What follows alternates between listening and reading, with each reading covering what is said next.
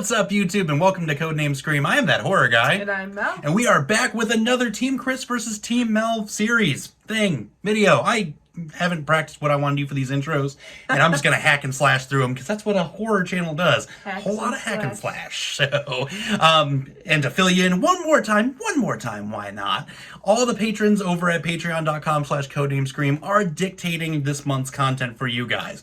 We both select 2 videos a week, give them 2 days to vote, and then we get to find out what we're going to watch and then cover for all of you lovely people. As of this week, we are at a 4-to-1 ratio. Team Mel taking the 4. But I finally got my 1. This is your 1. And I think that... This is your 1 and only. I don't know about that quite yet. We'll find... That's not true, because I think next week you're going to take one. Yeah, I there's going to be... one it is, and you're going to take it. And if you want to know what it is, just go over for only $1 per month and join us. But I'm going to enjoy my well-earned victory with this one, because this one had a whole lot of back history and the most finances we've seen to date on this channel. So I'm going to reap this win. What are we doing today? Well, when we were deciding what movies to do, we were literally just like, he'd throw out a movie and I'd throw out a movie and we'd just write them down. And he got to this one and said it, and I was so upset because I was gonna say it like later on, but I wanted it to be like sweeping the victories in the end of the month, but he took it, so I couldn't. And if you haven't seen a video a few videos back of talking about our thank you to you and talking a little bit about my horror history, you know my hilarious history with this movie. We are doing The Exorcist today. This was released December 26, 1973, directed by William Friedkin. I like that name. Friedkin. Written and produced by William Peter Blatty. Based on his novel. And this is the part I cannot wait to talk about, because we were just geeking out about this, like hardcore. What was our budget? Well, and before we go any further, we've been, to help entice you guys with the voting process, this one was up against Rosemary's Baby. So I was actually shocked, because out of the demon possession films and everything, I feel like that one is almost superior to this in the sense of history.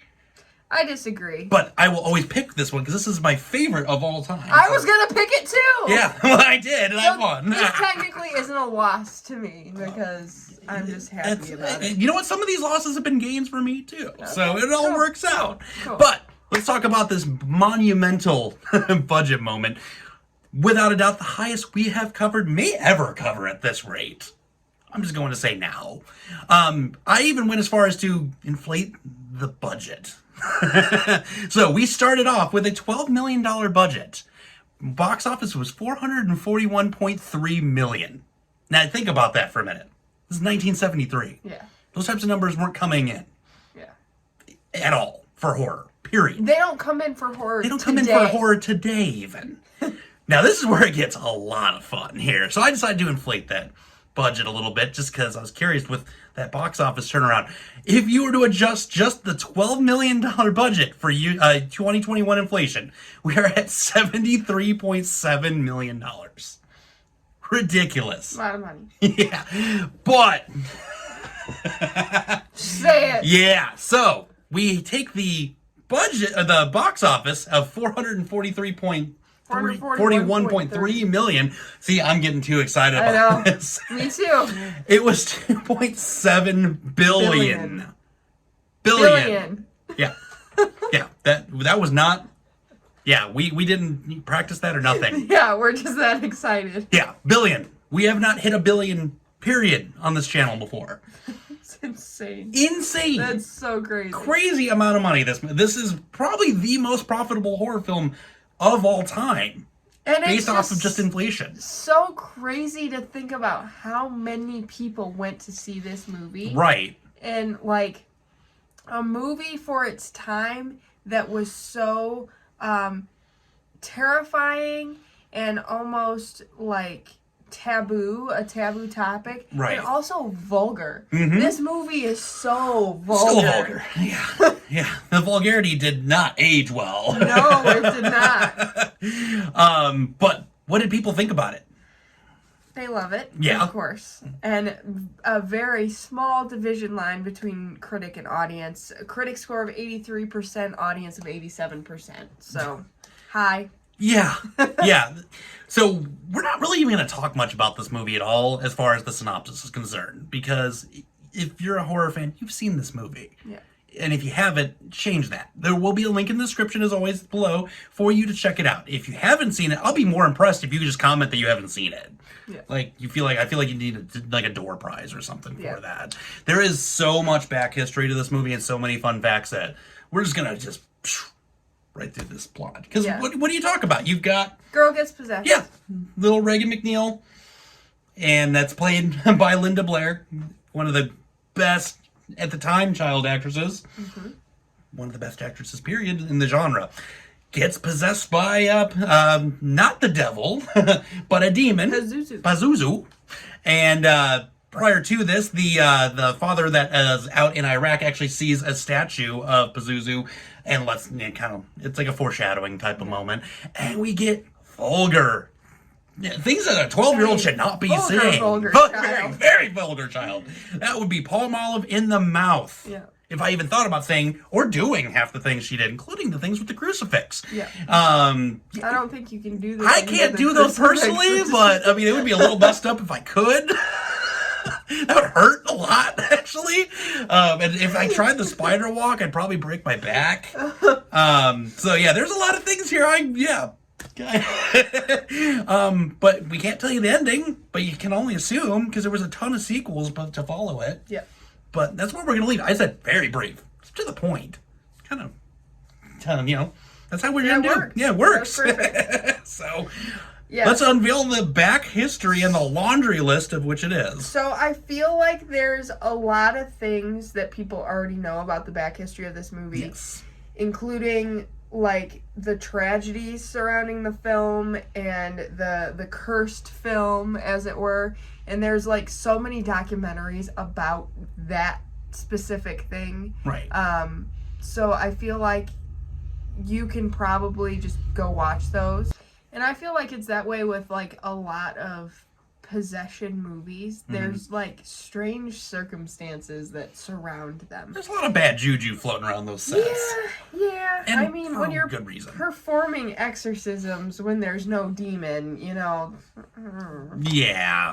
It's a grounds for it. Yeah, but there's a ton of documentaries, ton of YouTube videos. That's a whole rabbit hole you can go down that I just don't want to get into right now. Yeah, there is plenty of research you can do. Yeah, so I left that out. I just found some fun things that are, like, just a little different. So the scene where Reagan vomits, infamous scene. Yep. Disgusting. Looks like Nickelodeon all up in there. Soup. It only took one take, and it was supposed to hit Father Karras in the chest. But the plastic tubing misfired and hit him in the face.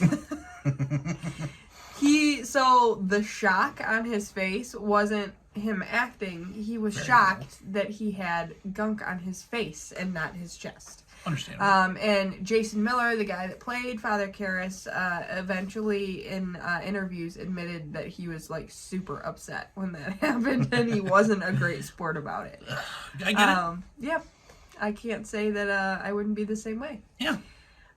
Linda Blair, this poor child, had to have a bodyguard protecting her for 6 months after the film came out because she was sent death threats from all these, like, crazy religious people. So, like, the Westboro Baptist Church of its time. Oh, my God. So, yeah, this poor child was having, like, death threats.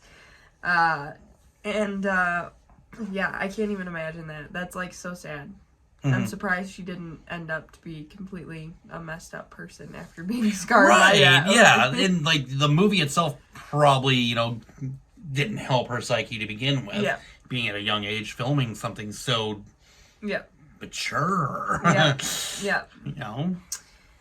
This fact is extremely obvious based on the box office and budget information we just gave you, but when you adjust for inflation, this is Warner Brothers' highest grossing film. Surprise, not. Yeah, not surprised at all. No.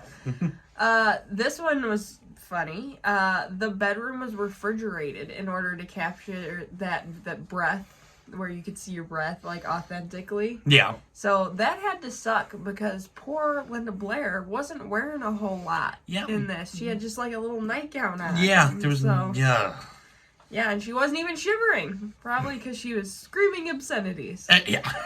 Or she was really possessed. We'll never know. Yeah. When this film was initially released in theaters, paramedics were often called to the theater for those who passed out or became hysterical. Yeah.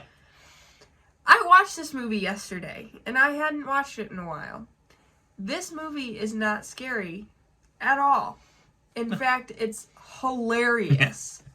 It's so funny. Yeah. Like, I wrote these facts down before I watched the movie, and we were watching it last night, and it's just so comical. Mm-hmm.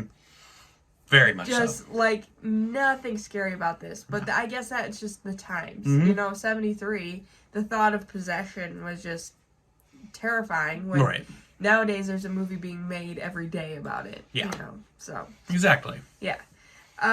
So, Father Dyer is a real priest. Yes. And there are actually multiple real priests in this movie that you see. Which is crazy that they would agree to be in this, being that they are real priests, because this is, Which just adds to the authenticity of the things that we've heard about as far as it being a cursed set and whatnot. It's like, it just adds to it a little bit more if you have that many real priests on the set. Yeah. There's bound to be some real stuff going on there. Yeah. Real creepy stuff Yeah, going real on creepy there. stuff with that.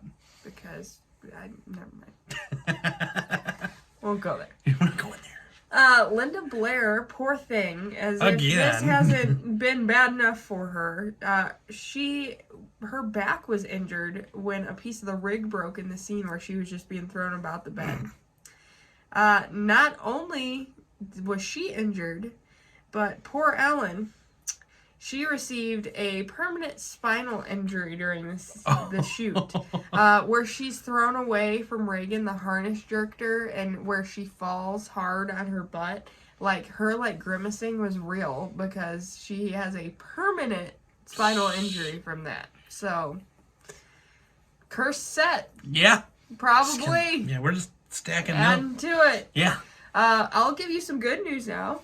The Exorcist is the first horror film to be nominated for an Academy Award for Best Picture. Mm-hmm. And there hasn't been that many since. No. The only one I can think of is, like, Get Out. Silence the Lambs. Oh, Silence of the Lambs. Yep. Yep. Silence of the Lambs and Get Out are the only two I can think of off the top of my head. And there hasn't been more than a handful since The Exorcist in 1973. So that's what the Academy thinks of horror, apparently. Mm-hmm. But that's, like, what an honor. Mm-hmm. You know, for a movie like that. Like, I bet they never expected that. No, not at all. Bet they also didn't expect to make $2.7 billion. Right. But that's a different story. Warner Brothers originally wanted to change the title of the movie after doing a survey and finding out that most people didn't know what an exorcist is. That's pretty lame. Well, now you think about it, the only reason that we probably know what an exorcist is media. Yeah. You know, because we're not, like, great Catholics over here sitting, like, what are you we know talking what about? that is. We're so proper. What does proper have to do with being Catholic? We went to church. Yeah, I did. That's true. But it's just, I don't know. I'm glad that it's The Exorcist. Because now that's so iconic. Mm-hmm. But that's the only reason we know what an exorcist is. Yeah. It's media and all the films being made about it. But I thought that was funny. Also funny, they wanted Jamie Lee Curtis for the role. Could been a little old for that role. But her mother, horror icon, Janet Leigh, refused. Yeah. Well, and you got to think about it, too. 5 years later, she does Halloween. Yeah. Like, she's a little old for this role. In my opinion. She was really young in Halloween, though, too. Yeah. Like, younger than she portrayed. Oh, yeah, but she's not Reagan McNeil. Like, right. But Reagan also didn't look 12. Wasn't she supposed to be 12? Yeah. She didn't look 12. She looked closer to 12 than Jamie Lee Curtis would have looked. She looked like 8, though. That's fine. That added to it, though. It made it scarier. If we had, like, a teenager Jamie Lee Curtis, they wouldn't have been scary. Yeah. Or maybe I just don't know, like, I'm so old now that I don't know what... Do we not remember what they the look fond like? memories Like, of being 12 were like? You're 16, right? And it's like a 7-year-old. I don't know. I don't know. Should be driving a car, kid. Anyway, the shoot was originally supposed to take 85 days, but it ended up taking 224 days. Like, we're so used to talking about films that are like, this took 10 days to shoot. This took 3 days to write. This was like almost a year. Crazy. Crazy, crazy, crazy. Right. So the demon we talked about earlier, Pazuzu. Pazuzu. I love saying that. Pazuzu. Maybe we shouldn't be saying this out loud. Yeah, I don't know. Yeah, I was gonna say. It's like Candyman. Yeah, we said already it filmed a bunch. So. We film in the dark. Things are getting creepy in here. Anyway, the demon that shall not be named. That's been named a bunch. Voldemort already. now? Like. Yeah. He's known in certain mythology to be the demon who brings famine when it's dry and loci when it rains. He was the king of the demons of the wind. You know, it is pretty windy out today, too. Great. Nice. Awesome. Grand. Now I'm going to be singing Dust in the Wind as Demons of the Wind now, because that's what I think of when I'm going to be hurling pea soup across the room later. Yep, So, exactly. All right. Awesome. Last fun fact, because we're music people, I thought this one was fun. Pantera's album, Vulgar Display of Power, iconic album that I love very, very much, is taken from a line in this movie. When Father Karras asked the demon why he can't make the restraints disappear, he says there's too much of vulgar a display of power. So, what, I don't even have to ask, but what do you think about this movie? Yeah, I think it's pretty obvious. Like, we could just skip this whole portion. We could skip this entire portion, realistically. While we're here, go ahead. No, this movie is the greatest demonic possession film. Yep.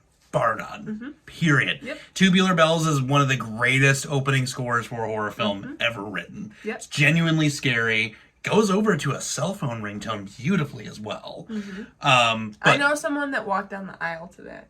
See, that's cool. That is awesome. See, that it's just... But there, yeah, aside from, like, you know, the fact that, you know, some of it's just, like, hokey. Like, that was definitely soup that they were hurling. That was some pretty poor choices in that sense. But really, it's just the whole back history of the movie makes it even more interesting than the movie itself. Yeah, definitely. But it's phenomenal. And I love the makeup they used on Reagan when she does become possessed. Yep. Oh, I have another fun fact that I just know that I didn't write down. So you know where they're flashing to scenes of the demon? Yeah. And it's like that white face. I hate that. Well, that was actually test makeup for what she was going to look like when she was possessed. I'm glad They didn't use that. I'm glad they didn't, because those flashing scenes and that face makeup is scarier than the actual makeup they used. See, for to me, Reagan. it just looked like Papa Emeritus or something. Oh yeah, no, like, yeah, definitely. But it was still creepy though. Yeah. I was still like, ugh, like that's unsettling. That's way scarier than the scabby face crap that they ended up putting on her anyway. Yeah. But it was still great. Oh yeah. But there's nothing. I can't really say much more. This movie's just awesome. Yes. And I'm assuming the same is for you. Yeah, it's in my top 5 of all time. For a good reason. Yeah, it's just for that, it being the first horror movie I ever saw. Of course, it's going to be my favorite. But on top of that, it was such a well-made movie for its time. Right. Like, the practical effects used in this are just wonderful. You Can't know? go wrong with practical. We talk about that. Yep. Even when there's not practical effects going on, we're like, it's always done better. Yeah. If they would have CGI'd things flying around the room, Look like think an about ice that. pop coming out of her mouth. It'd been like some Halloween Season of the Witch. Yeah. Yeah, but it's just like everything about this was so ahead of its time. The concept of the film was way ahead of its time. We didn't see anything like this as far as possession movies go for years and years later. And it was just, the writing on it was done so well. And, you know, of course, because William Peter Blatty wrote it, you know, because he wrote the book and he wrote the screenplay. Right. Of course, the writing's going to be phenomenal. There's just nothing not to like about this movie. Right. Just perfect from beginning to end. I did forget how slow burn of a movie this was until I rewatched it. Until you see her fully possessed, there's only like 30-40 minutes left of the movie at that point. Not a whole lot goes on like the first hour of this film. And I forgot that this was so slow burn. Yeah, that whole entire him in Iraq portion of the film felt like it was like 10 years went by. Yeah. And just like the whole, like, her going to the hospital and getting tests done and things like that. It took so long to get to her point of possession, but I like that. I love slow burn movies. Like, we talked about that in Housebound. Like, I love movies that just, don't pick up and get crazy right away. I like the slow build up. So that just contributes to me liking this movie so much more. But yeah, I can't say enough good things about this movie. It's phenomenal. Exactly. Yeah. But what did you guys think about it? Please sound off in the comments below. I would say no spoilers, but we all know what happens here. You know what? If you haven't seen this movie, you deserve for it to be spoiled. Spoil away in the comments, please. Their words, not mine. But also message us on Facebook, Twitter, Instagram, or email us. Either way. You guys will know some fun going on here now as we get towards the end. What I used to do in the beginning, just make sure to please like, subscribe, and ring the bell for notifications for all things horror. There'll be things here to remind you of that, and check out some more while you're at it. And we'll be back next week with another round of team versus team. We don't even know where we're at with it. So with that being said, scare you later, YouTube.